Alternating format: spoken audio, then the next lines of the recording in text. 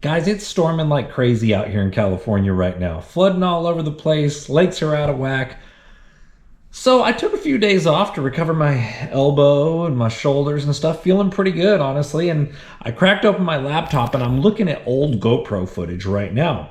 I found one, I believe it was mid-summertime, where I'm out with my buddy Josh Parris on New Hogan Lake, and we're throwing A-rigs and glide baits. So I want to show you some highlights of that. I just did a little highlight footage. No real big bass, but we beat them up really, really good. And what you're going to see along the way, I want you to watch it, and I'll stop it in between and give you some other pointers to see if you notice that's what I was doing or not for how I fished that lake. The primary forage base is threadfin shad, and there's a bunch of schoolie stripers that chase them all over that lake. And the bite I'm actually doing is utilizing those stripers to push that bait into certain areas to trigger bass that feed on juvenile stripers and the shad. So let's rock and roll, and I'll break it up in between.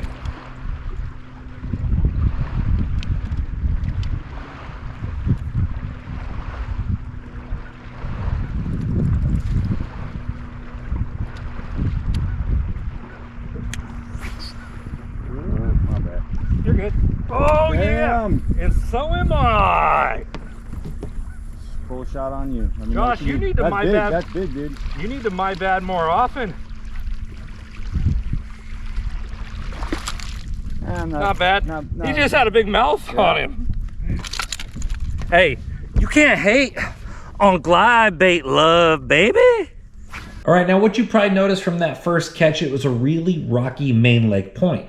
There's always resident bass holding on points, but in New Hogan, for example, the stripers, like I said, push that shad around, so you can see there's bait birds up there on the bank. So instead of me picking up an Alabama rig or a jerk bait right there, I figured those juvenile stripers were up there close. Maybe a big largemouth would mistake my my 7.5-inch shad glide for a juvenile striper and eat it. Not a huge bass, but still converted on it. That's why I threw the glide bait up real shallow there.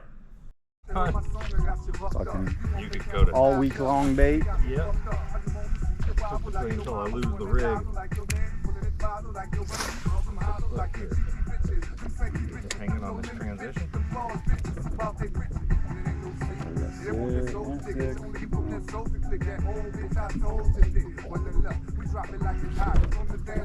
That's better. Oh! Out of the camera angle. You need anything? Nope, we're good.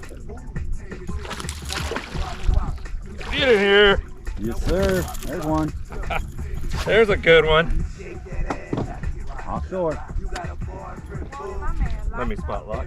Yes, sir. In case we're on something special right here. Get a little Rios rig love on the power stick. 20-pound tactical. And those Savage Gear Duratech minnows, baby. That's hard to beat. Out here playing in the battlegrounds. Ooh, Parris getting whacked. All right, now what you're looking at here is these are really large, super slow tapering flats. So where the boat's positioned here is at about, probably about 5.5, 6 foot of water. And as far as I can throw out in front of the boat, maybe getting in 7, 8 foot of water. And as far as we can throw behind the boat, maybe 3 feet of water. So you can see it's an ultra slow taper.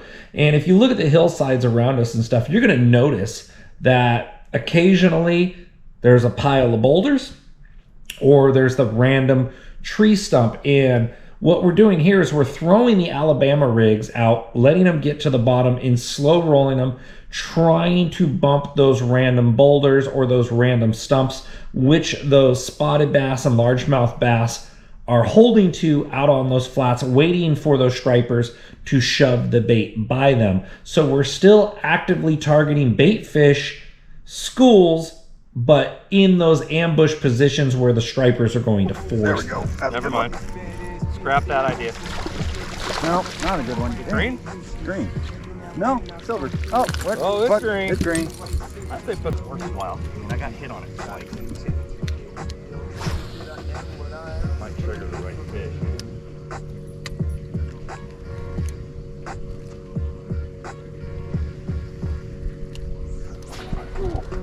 Nice. Shallow. A better one? Nah, about the same size as the last one.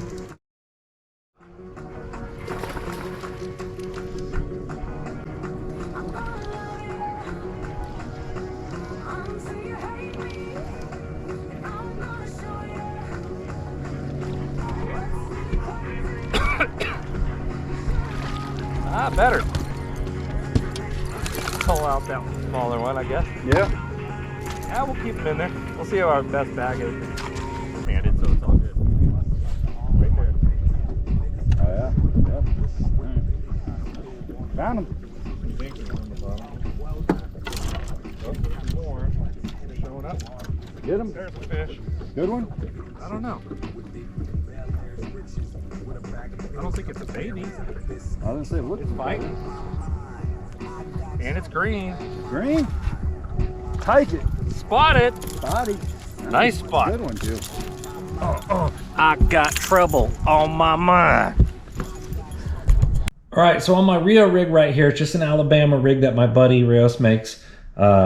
Great rig. He typically makes them for stripers, so they're stronger. That's why I had it rigged up out here on new Hogan. Stripers are very abusive on your gear, so that was my plan. Stripers, didn't hook very many of them that day, maybe 6 or 7 of them. I had the BKK Harpax jig head hooks on there. They may be a little hard to get a hold of in the United States right now. I know they're working on some other cool jig head hooks. I can't really give you guys too many details, but that'll probably be coming up later, hopefully 2023. So what we're doing here, I got that first one off the bat. So I don't have live sonar on my boat. So I'm looking down on the 2D when we're coming across that flat, looking for fish through there, little schools of stripers. They always look like noodles on the bottom, and still utilizing it in spot locking the moment we catch one, and then fan casting around that area. We're not looking for anything other than those occasional fish marks on the bottom of that flat, and then we know they're typically around something, then fan casting, hoping we bump into a structure or cover, because we know that's where the largie is going to be. And when we see those schooling fish near that area, again, we're trying to replicate that cast to bump that structure at that moment, because that's when they actively feed. Mm-hmm. Nice. Oh boy. Stacked it. Yeah. There we go. Baby. Okay. Double. Doubles. Largies and striper. Yes! Oh, he made it in. The striper made it over the gunnel. And a spotted bass. I don't know if you guys see that striper. He's down there. I'm gonna have to go hunting.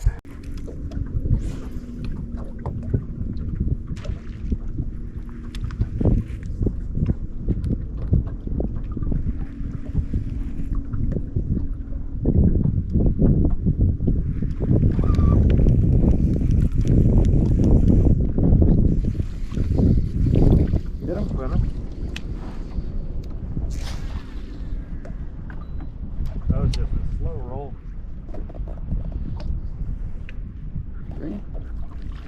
Body. Just a flat out slow roll. Way out in front of you. Oh, there we go. Got him. Oh, come off. No way. Oh, I might have had 2. There's still a little Yeah, one you got on. another one on there. That was dead weight, not moving whatsoever, and then it popped, and then now I got probably 2 of them. Another spot. Yeah, oh, better than my last one. Doesn't camera that one. A little spotty. I'll put us back on our waypoint and we both catch them. Damn, dude. Still popping out there, though. Oh, bro. Damn, that was immediate. Bro. That Good. feels good, too. Must be foul hook because he's not pulling line. So you probably heard me say right there, I just put us back on our waypoint. You notice we both just caught one. Now, like I told you, these fish are shifting all over the place out here. So why would that matter? You can look around us. It's hundreds of yards in every direction here. Well, maybe not directly behind me, but you get what I'm saying. That's just a vast amount of water. Those fish could be anywhere. What it was is we were in a position for that waypoint to cross multiple rock piles or stumps on that particular fan cast, where we found the little stripers pushing the bait once again through and triggering the bass that are resident to that structure and cover. So let's say hypothetically we have a big open field and one stump in the middle of that open field. If there's a bass around there and there's food, that's where that bass is gonna live. Now, if I go there and, for example, like Hogan, where they're used to stripers pushing bait to them all the time and make that cast, I may not get that fish to bite. But once I know the stripers are back in their area, I see birds, I see little striper busts, I notice them on the graph in that area, I can have a waypoint I can go to where I'm positive if I fan cast, I'm going to come across those high percentage areas where those fish should be actively feeding at that point. So that's exactly what I'm referring to Yeah, here. he's not big. I think he just swam through my rig. I don't know though. Is that on the fall? Yeah. It's a good fish. Yeah, it's a good fish. Dude, when it hit the water, bro. Damn. Straight hitting the water. Another spot. Another good spot, dude. Right as it hit the water. He must, oh, look at that, dude. It's on. Double. It is on. Mine's not that big for sure, but we'll take it. Well, we show these duples. Crouch down, Josh. Yeah. Shoulder to shoulder, block out the sun. We got duples. We got duples in the house. Well, we'll do. All right, so what Josh is doing right here is throwing a weightless fluke out behind the boat on a 4-aught BKK Chimera with a standard size white fluke. The reason for this is a lot of the time these fish are used to eating in open water or right off the surface out here at Hogan. So by suspending that fluke, it's basically like a jerk bait that's just falling like a dying off pattern. So if you see those one-off busts, that weightless fluke can be fantastic. He's got it rigged up on a spinning rod right here. Probably the Sticks number 2, I believe, is what Josh was throwing it on, the hybrid spin.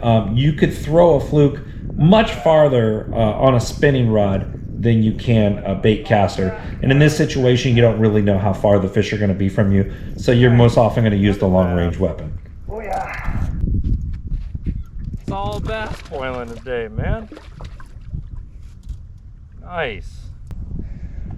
Oh yeah. Hey, I'll just keep casting when you fight this thing.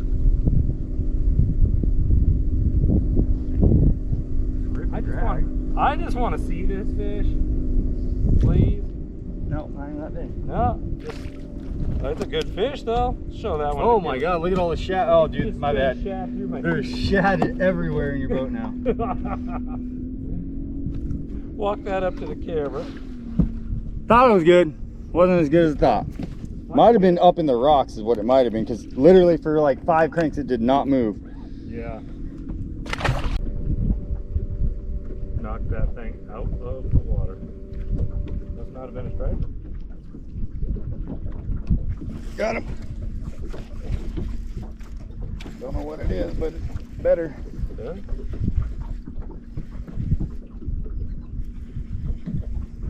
Feels green. Yep, green. Good Looks green. Oh yeah. Another good green one.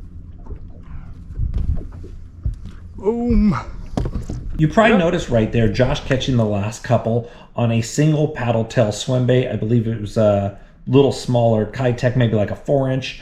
A lot of the times, once these schools pull out or the bite stops on an A-rig, picking up that single paddle tail swim bait and throwing it back out there, oftentimes is subtle enough to look like a one-off wounded bait fish, where they'll pick that up to where they won't aggressively attack an A-rig. So once you notice it starts to fade, if you have that single paddle tail on the deck, good to throw it out there and find out, or have one buddy throwing that, or vice versa. Okay, I'm on the bottom. Oh, insta stuck.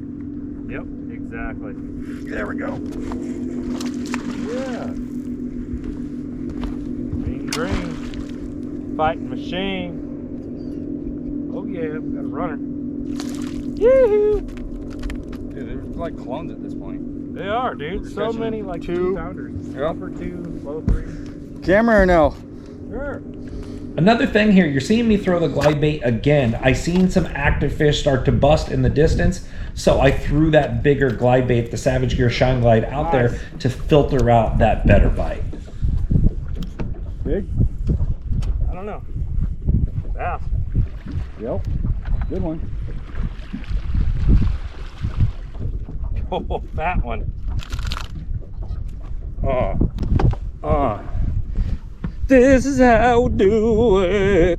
Give you guys that Montel Jordan. Well, I hope you guys enjoyed that. Some GoPro footage I forgot I even had, and I'm like, you know what? I have quite a few of these trips, so I figured, hey, on the stormy days, I might as well edit some of this GoPro footage and talk it out with you guys. Hopefully you learned something from this. You'll probably notice on my A-Rig too, those top baits were the headbanger ribs. Those little ones, they work as great teasers. They're curly tails. They draw a lot of attention to the A-Rig when your more subtle swim baits are on the bottom. The Duratech minnows I was throwing on there.